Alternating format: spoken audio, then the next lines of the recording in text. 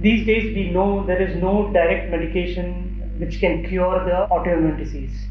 And I know for the matter of fact that the autoimmune disease happened because of your lifestyle. Basically, yes, some wrongdoing in your lifestyle. And if you just correct your lifestyle, and you can cure the autoimmune disease. What do you have to say? Yes, I totally agree with you, because there is no drug which can cure your autoimmune disease. The only drugs in the market are some antibodies, monoclonal antibodies against the inflammatory markers, which are all pretty expensive. And they only treat the symptom. They're not going to treat the cause. Okay, so correct. Totally, autoimmune disease is an area where the pharma companies have not really come up with the drugs so far. And as I told you, I'm again talking about the gut and the immunity. The gut immunity is what is so important, that is what kind of gives you the tolerance to self-antigens. Okay. Now, when that tolerance is broken, and that's when you start reacting with yourself. Okay. That is when that's what attacks comes back as an autoimmune disease. So, having a good digestion and keeping your gut happy is very, very important.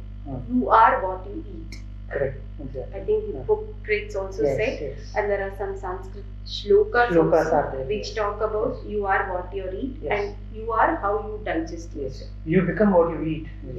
Yeah, basically. The same. Yeah. So, keeping your gut clean, and now also the concept of gut microbiota. See, your gut has a lot of microorganisms also.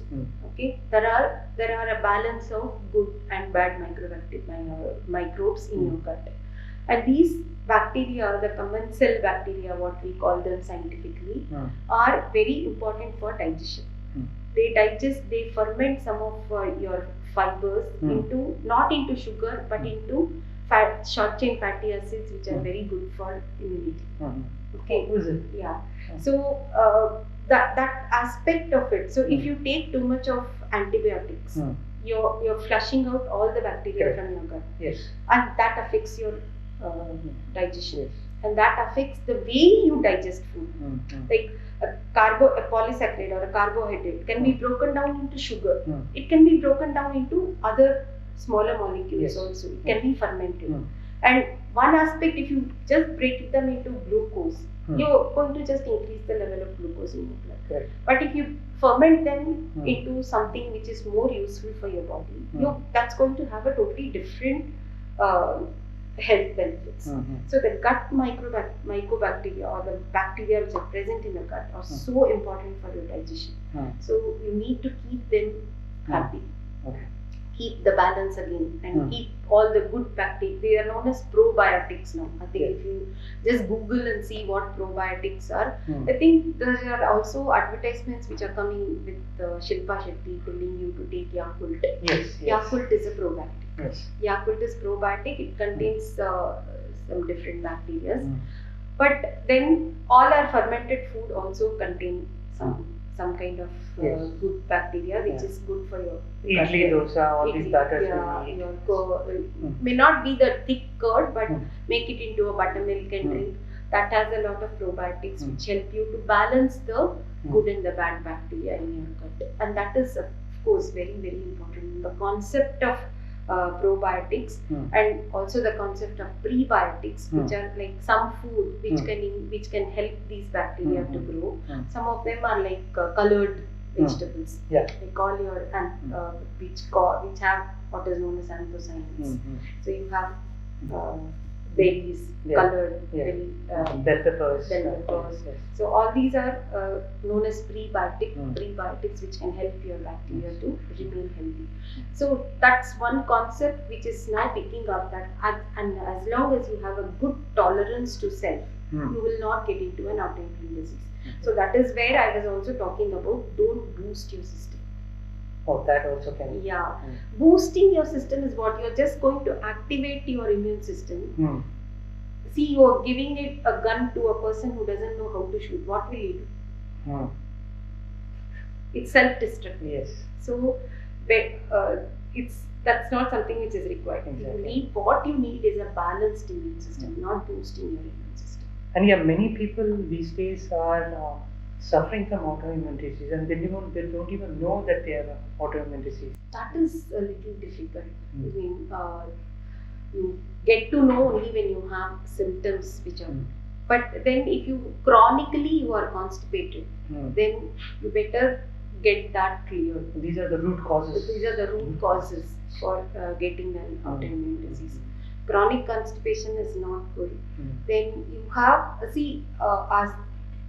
our body is so well maintained, connected that it tries to tell you some way or other. Yes. I think we need to only recognize ourselves. And then each individual is also different. I can't say what I experience is the same for others. Yes. So like you suddenly have some inflammation coming in, or you have some skin eruptions.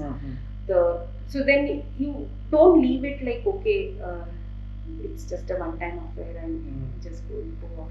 So give it a little thought. So normally when you don't experience something and you start experiencing so give it a little thought and see whether did I eat something which made me do this, which made me have this. Yes. So that may be able to direct you to the cause of the problem. So these symptoms are basically the communication that something else is going wrong inside. Yes.